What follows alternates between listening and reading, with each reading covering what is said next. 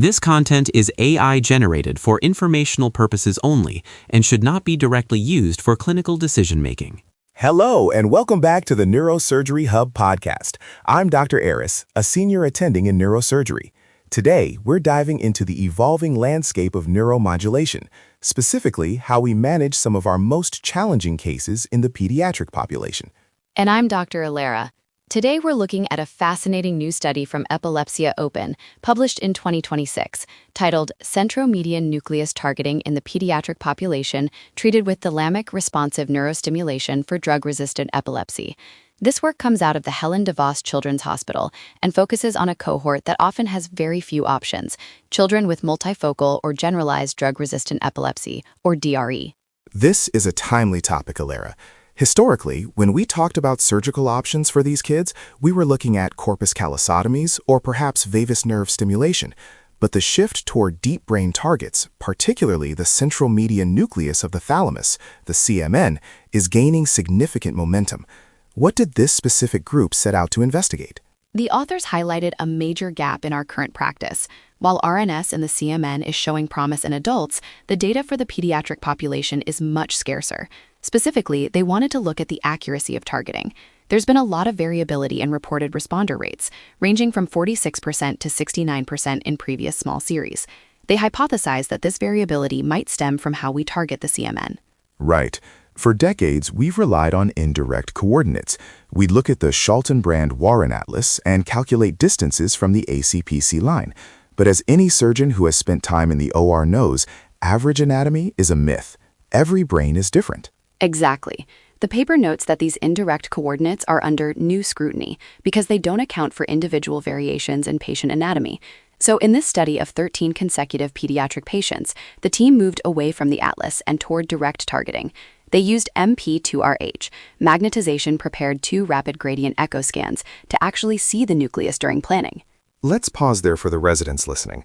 Why MP2RH? It's about the contrast-to-noise ratio. Standard T1 or T2 sequences often make the thalamus look like a monolithic gray structure. MP2RH allows for much better visualization of the internal architecture and the boundaries of the thalamic nuclei. In this study, they combined that high-resolution imaging with clear-point neuronavigation for real-time intraoperative guidance. And they didn't just stop at the implantation. They used a secondary confirmation method, right? They did. They co-registered the implanted electrodes to a probabilistic anatomical model of the thalamic nuclei using FreeSurfer. This gave them a patient-specific segmentation to verify exactly where those lead contacts ended up. That's a rigorous approach. Let's get into the results. When we look at these 13 patients, what were the clinical outcomes? The results were quite robust. For the 12 patients with extratemporal multifocal or generalized DRE, 10 out of 12, that's 83.3%, were classified as responders, meaning they had over a 50% reduction in seizures. But the average reduction among those responders was even more impressive, 80.4%. An 80% reduction in a pediatric DRE population is significant.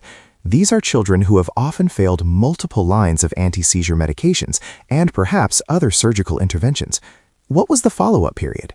The average follow-up was 25.2 months, so we're looking at over 2 years of data. And perhaps most importantly for the pediatric population, there were no stimulation-related side effects reported. That's a crucial point. When we target the thalamus, we're always worried about paresthesias or movement issues if the leads are even a few millimeters off. This brings us back to their targeting accuracy data. What did the postoperative imaging show? This is where the paper gets very technical. Out of the 24 CMN processed electrodes, 23 of them, that's 95.8%, had at least 2 contacts sitting directly in the nucleus based on that patient-specific segmentation. By using direct targeting on the MP2RH instead of indirect atlas coordinates, they were able to ensure the electrical field was exactly where they intended it to be. It really emphasizes the shift toward personalized neurosurgery. If you look at the paper's discussion, they mentioned that the CMN functions as a connection hub between different brain regions. By hitting that hub accurately, they are interrupting the progression of abnormal activity before it becomes a clinical seizure. And the responsive part of RNS is key here. Unlike traditional deep brain stimulation, DBS, which provides continuous pulses, the RNS system detects early signs of abnormal activity and responds.